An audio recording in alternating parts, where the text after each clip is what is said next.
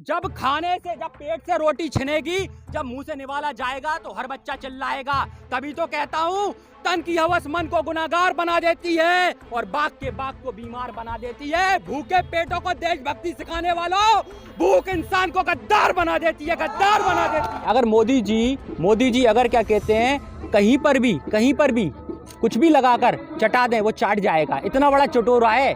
उसके पिताजी ने कितना मनोरंजन किया होगा, तब एक मनोरंजन पैदा कर गया। पिताजी का नाम पता है ना सबको, मनोरंजन गोस्वामी। अर्णब गोस्वामी मुझे लगता नहीं अनाज खाता है। जहाँ सोच में शौचालय बसता है ना मोदी जी वाला, वो शौचालय में जाता है और वो चीज खा के आ जाता है। वो अनाज खाता होता तो ऐसी बात करता क्या? बहनों भाइयों सुन लो, मोदी ने कहा है मैं फकीरू झोला उठा के चल दूंगा। मैं कह रहा हूँ इसका झोला छुड़ा लेना, उसमें अंबानी अडानी भरे होंगे। क्योंकि मुझे वो मन की बात याद आ जाती है जब मोदी जी कहते थे मेरी रगों में व्यापारी का खून दौड़ता है। तो मैं समझ गया था इस बंदे ने बचपन से ही स्मगलरिंग करी होगी, कुछ ना कुछ काले धंधे में रहा होगा, तभी तो इस समलैंगिक विवाह को इसने अलाउ किया है। एक बार मोदी जी भाषण दे रहे थे और भाषण में गलती से निकल गया उनके मुंह से कि बैल दूध देता है। बहनों भाइयों, बैल दूध देता है। अचानक से एक ने आके बताया बगल में, साहब बैल दूध नहीं देता, गाय दूध देती है, गाय दूध देती है। तो उन्होंने कहा अब क्या करें? तो सारे अंधभक्त कहने लगे हाँ साहब मोदी जी कह रहे हैं तो बैल ही दूध देता होगा। अब कैसे सिद्ध किया उनने, ये भी सुनो आप। उन्होंने कहा बहनों भाइयों बताओ, गाय चारा खाती है कि नहीं खाती? बोले खाती है। उन्होंने कहा बताओ बहनों भाइयों, बैल चारा खाता है कि नहीं खाता? बोले खाता है साहब। कहले बताओ गाय दूध देती है कि नहीं देती? कहले देती है साहब। फिर बताओ बहनों भाइयों, बैल को दूध देना चाहिए कि नहीं देना चाहिए? बस वहीं से उस दिन से अंधभक्त लग गए बैल का दूध निकालने। ये राज्य सुरक्षा समिति आज राष्ट्रीय शोषण संघ बन के खड़ा हो गया है, जो देश को शोषित कर रहा है। और ये बीजेपी नहीं है, ये व्यापार जनता पार्टी है, ये व्यापार करने आई है। मोदी खुद कहता है वो तो बहुत पहले से सभी को संदिग्ध था वो व्यक्ति। अब क्यों नहीं पकड़ा गया, क्यों आज बातें आ रही हैं? और इसके बाद मुझे तो लगता है उस ऐसे व्यक्ति को जिसको चाटुकारिता में महारत हासिल है, अगर मोदी जी अगर क्या कहते हैं, कहीं पर भी कुछ भी लगाकर चटा दें, वो चाट जाएगा। इतना बड़ा चटोरा है। उसके पता है उसके पिताजी ने कितना मनोरंजन किया होगा, तब एक मनोरंजन पैदा कर गया। पिताजी का नाम पता है ना सबको, मनोरंजन गोस्वामी। अब वो कौन सा मनोरंजन पैदा करके छोड़ा है? जो देश की संस्थाओं से खिलवाड़ कर रहा है। वो बड़ी संस्थाओं से, हमारी सुरक्षा जांच एजेंसियों पर सवाल खड़ा कर दिया है उसने। आज अमित शाह के ऊपर सवाल खड़ा कर दिया है। लेकिन सरकार क्यों चुप बैठी है, ये तो मुझे भी समझ में नहीं आ रहा कि सरकार इतनी चुप क्यों है। मुझे तो लगता है हो सकता है सरकार के बहुत बड़े नेताओं के स्कैंडल्स जो हुए होंगे या बहुत बड़े स्कैम उसके हाथ में हैं आज, जो सरकार उसके ऊपर चुप्पी साध के बैठा है। आज भी वो शो कर रहा है। इससे गिरी हुई बात नहीं हो सकती देश के अंदर कि इस जैसा मनोरंजन देश की सुरक्षा एजेंसियों के साथ खिलवाड़ कर रहा है। मुझे तो ये अर्णब नहीं है, ये मैंने कहा ना, अपने बाप का मनोरंजन में पैदा किया हुआ एक मनोरंजन स्वामी है, जो मनोरंजन करने के लिए बैठा था, जो आदमी को धर्म के नाम पर लड़ा रहा था। आपने देखा है कबूतर खाना सा खोल देता था, एक हिंदू, एक मुस्लिम, एक फलाना, एक ढिकाना। ये कोई न्यूज करने का तरीका होता है भाई? ऐसे न्यूज नहीं की जाती। एक रिपोर्टर जब अपनी कलम से कुछ लिखता था तो क्रांति आ जाती थी। आज ये तो भ्रांति फैला रहा है। बोलिए मत, जिनको आप मनोरंजन कह रहे हैं, जिनके चैनल पर आज सवाल उठा रहे हैं, आप लोगों ने ही देख के नंबर 1 चैनल बनाया है वो भारत का। एक मिनट इस चीज को, टीआरपी को बढ़ाने के लिए आप सबको पता होगा जो चैट लीक हुई है, उस चैट में चाहे पुलवामा अटैक हो, उसको पहले से था पता कि कैसा होना है सर्जिकल स्ट्राइक का, उसको पता था। हर चीज की उसको जानकारी पहले लग जाती थी और वो बड़ा खुश हुआ था। ये मैं नहीं कह रहा हूं, ये चैट के अंदर बताया गया है। उसने खुद ने कहा है अपनी चैट में, अपने सीईओ को ये बोला है कि अरे वाह भाई वाह, मुझे ऐसा लगता है इस बार गृह मंत्री अमित शाह बनने वाले हैं। ऐसा उसने नाम तक लिया, जहां पर एक जगह एएस लिख के भी डिनोट करा है। तो इसका मतलब ये है कि वो नंबर 1 सुरक्षा एजेंसियों को, मंत्रियों को हाथ में लेके बनाए। अपनी टीआरपी उसने मंत्रियों के द्वारा बनवाई है। अब वो क्या करता था, उसके क्या रिलेशन थे, मैं बार बार कह चुका हूं। आरएसएस का फंडा था समलैंगिक विवाह का। समलैंगिक विवाह से देश में तरक्की चाहते थे, पर देश में तरक्की कैसे होगी जब आदमी आदमी से शादी कर लेगा। ये कितने आदमियों ने आपस में शादी की है ये तो अब पता पड़ रहा है। अर्नब की शादी शायद अमित शाह से हो गई होगी, तो इसलिए गोस्वामी तो ये भी कहते हैं कि जो किसान आंदोलन का जो बिल पास हुआ वो सही है। कौन? अर्नब गोस्वामी अर्नब गोस्वामी मुझे लगता नहीं अनाज खाता है।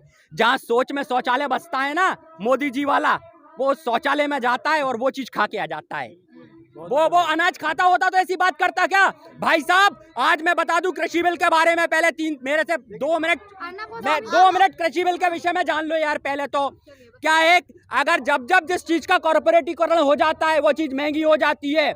आज तक सरकार ने किया क्या है आप देखिए। टॉप 100 कंपनियों में हमारी 21 नंबर पर ONGC था, जो समुद्री रास्ते के किनारे आता था, जिससे हमारी GDP ग्रोथ होती थी। मतलब आम जन की तनख्वाहों पर उसका इम्पैक्ट पड़ता था, आम जन की इकोनॉमी बढ़ती थी, जेब में पैसा बढ़ता था। उनने वो ONGC बेच दिया, BPCL बेच दिया, जो भारत को मुनाफे का सौदा था। आज इनने एक एक करके इतनी चीजें बेच दी हमारे देश की। 2022 में ट्रेन प्रोजेक्ट भी बेच देंगे, एयरपोर्ट बेच दिए, स्टेशन बेच दिए। भाई गरीबी के आंकड़े दिखाना बंद कर दिए, लोगों की पेंशनें नहीं है ये दिखाना बंद कर दी, बेरोजगारी के आंकड़े बंद कर दिए। देश में कितने शैक्षणिक संस्थान खोले गए हैं इस पर बात नहीं हो रही, महंगाई पर चर्चा ही नहीं हो रही। देखिए जब आपके खाने का सामान मॉल में पहुंच जाएगा ना तो उसका दाम कई गुना हो जाएगा। आज आपके रोटी की बात है इसलिए बातें कर रहा हूं मैं। अगर हमने नोटबंदी को झेल लिया, चलिए, क्योंकि नोटबंदी से हमने ये सोचा कि मोदी जी अच्छा किया, सबने ये सोचा तब भी, क्योंकि अंधभक्तों का एक किस्सा है वो भी सुनाऊंगा। इसके बाद लोगों ने सोचा GST लेके आए, उसमें मध्यम वर्गीय व्यापारी खत्म कर दिया। बताइए खत्म हो गए मध्यम वर्गीय व्यापारी। आज ये कृषि बिल लेके आए हैं। अब तो जनता को समझना चाहिए निजीकरण किसी चीज का हल नहीं है। सरकार का काम है सरकारी विभागों को बचाना, सरकारी विभागों को मजबूत करना, तब सरकार मजबूत होती है। सरकार तो बिल्कुल गिर चुकी है, जो 2 पूंजीपतियों के हाथ में ठहर के रह गई है। हमारे आज़ादी के पहले जो ईस्ट इंडिया कंपनी काम कर रही थी, वैसे ही आज अंबानी अडानी ग्रुप काम कर रहा है देश के लिए। और उनने तो अपने मेज पर बिल बनाया है भाई। ये बिल तो लाकर उनने सिर्फ मोदी जी को दे दिया है और मोदी जी ने बिल पास कराने रख दिया। अब उनको समझ में आ रहा है शायद इस बिल में कुछ गड़बड़ है, लेकिन अहंकार उनको आगे पीछे पैर नहीं रखने दे रहा। इसलिए मैं थोड़ा रेस्ट लेके एक किस्सा सुना देता हूं। देखो अंधभक्तों का किस्सा सुन लो पहले, क्योंकि कारण क्या होता है, अंधभक्त इस तरीके से चिपक जाते हैं। एक तो इनसे बहस मत करा करो कोई भी, क्योंकि अंधभक्त क्या है, इतने बुरे चिपकते हैं कि अपनी बात को सिद्ध करके छोड़ते हैं। ऐसा है कि एक बार मोदी जी भाषण दे रहे थे और भाषण में गलती से निकल गया उनके मुंह से कि बैल दूध देता है। बहनों भाइयों, बैल दूध देता है। अचानक से एक ने आके बताया बगल में, साहब बैल दूध नहीं देता, गाय दूध देती है, गाय दूध देती है। तो उन्होंने कहा अब क्या करें? तो सारे अंधभक्त कहने लगे हाँ साहब मोदी जी कह रहे हैं तो बैल ही दूध देता होगा। अब कैसे सिद्ध किया उनने, ये भी सुनो आप। उन्होंने कहा बहनों भाइयों बताओ गाय चारा खाती है कि नहीं खाती? कहले खाती है। उन्होंने कहा बताओ बहनों भाइयों बैल चारा खाता है कि नहीं खाता? कहले खाता है साहब। कहले बताओ गाय दूध देती है कि नहीं देती? कहले देती है साहब। फिर बताओ बहनों भाइयों बैल को दूध देना चाहिए कि नहीं देना चाहिए? बस वहीं से उस दिन से अंधभक्त लग गए बैल का दूध निकालने। अंधभक्तों की बात आपने कर दी, हर किसी की अडानी अंबानी की बात कर दी आपने कि अन्न खाते हैं। इस पूरे देश की जनता अन्न खाती है। देश की जनता के हाथ में बिल नहीं है, बिल है सरकार के हाथ में, वही वापस लेगी जो कि मना कर चुकी तो है। मैं आपको बता तो रहा हूँ, सुप्रीम कोर्ट को इस बिल को रद्द करना चाहिए था, क्योंकि बिल तो गैर संवैधानिक तरीके से बना हुआ है। डायरेक्ट चोरी छुपे बनाए और ध्वनि मत से जिस तरीके से पारित कराया है वो उस दिन के लिए काला दिन हो गया था। और सुनिए, संशोधन क्या होता है मैडम? जो चीज ही खराब है उसमें संशोधन किस बात का? ये बिल तो आपका फांसी का फंदा है। इस फांसी के फंदे को आप ये कह रही हैं, आप क्या कहते हैं फांसी का फंदा, ऐसे नहीं ऐसे ले लीजिए, ऐसे नहीं ऐसे ले लीजिए। मतलब नाक पकड़ना चाह रहे हो, चाहे घुमा के पकड़ो या सीधे पकड़ो। भाई हमें मारना क्यों चाह रहे हो? हमें भूखा क्यों रखना चाह रहे हो? मोदी तो कहता है ना खाऊंगा ना खाने दूंगा। हमें पता ही हमें नहीं खाने देगा, लेकिन हम भी ये बता देते हैं कि अब हम भी इसे नहीं खाने देंगे। देश का पैसा बहुत खा लिया इसने देश को। और इसको खाना क्या पसंद है, मैं बार बार बता चुका हूं आप लोगों को। मोदी जी को गाली खाना पसंद है। ना मशरूम नहीं खाने देंगे, ये देश का पैसा है। मशरूम, सेब, आम ये नहीं खाने देंगे। अब तो मोदी जी खुद कहते हैं मन की बात में, बहनों भाइयों मुझे गालियां बहुत पसंद है, मुझे गालियां दिया करो तो मेरी सेहत बनती है।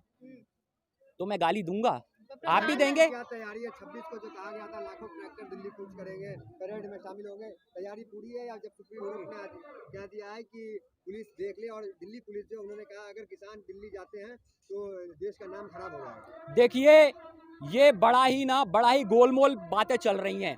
पहले सरकार ने उठाकर ये सुप्रीम कोर्ट में डाल दिया, हाजमा खराब हुआ तो आंदोलन से, और सुप्रीम कोर्ट ने उठाकर अपने पल्ले से गेंद दिल्ली पुलिस के हाथ में डाल दी, मतलब पुलिस को सौंप दिया। अब पुलिस किसके हाथ में? गृह मंत्री के हाथ में। अगर इस देश में हिंसा भड़कती है तो उसकी जिम्मेदार पुलिस नहीं, गृह मंत्री खुद होंगे। और अगर ये लोग इतनी नाक लगा रहे हैं ना देश के अंदर, जाके देखो दूर देशों में, विदेशों में हमारी नाक कटी पड़ी है, विदेशों के अंदर हम पे थू-थू हो रही है, और ये आवाज लगाई जा रही है कि हम अल्पसंख्यक वर्ग का शोषण कर रहे हैं। ये बातें विदेशों में उठ रही हैं, हमारे देश में नहीं। आप आंखें बंद कर सच्चाई से किनारा नहीं कर सकते। आपको विदेशों की संसदों को भी देखना होगा। आपकी गोदी मीडिया को देखकर आप चुप नहीं बैठ सकते। आपको आज भी सच्ची मीडिया दिखा देगी। BBC वर्ल्ड पर देख लीजिए कि बाहर दूर देशों में, UK हो, US हो, कनाडा हो, कहीं भी जाइए, 16 देशों ने बैन करने की पूरी नीयत बना ली है मोदी जी को, और धार्मिक हिंसा भड़काने का आरोप अमित शाह का नाम लेकर लगाया गया है। तो सुन लीजिए मेरी बात।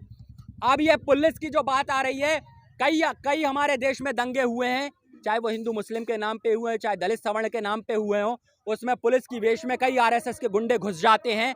और इस बार भी पुलिस की मंशा ऐसी ही कुछ होगी, मुझे नहीं लगता। अगर ये देखिए, पहले इनने हिंदू मुस्लिम लड़ाकर हिंदुओं को एक तरफ करके अपना क्या कहते हैं वोट बैंक इकट्ठा करा, और ये मान लीजिए अगर ये बिल वापसी नहीं होती तो मोदी जी का पूरा जो मुझे लगता है, मैं व्यक्तिगत अपनी राय दे रहा हूं, मुझे नहीं पता कोई क्या सोचता है, ये हिंदू बनाम सिख करना चाहते हैं, जो हम होने नहीं देंगे।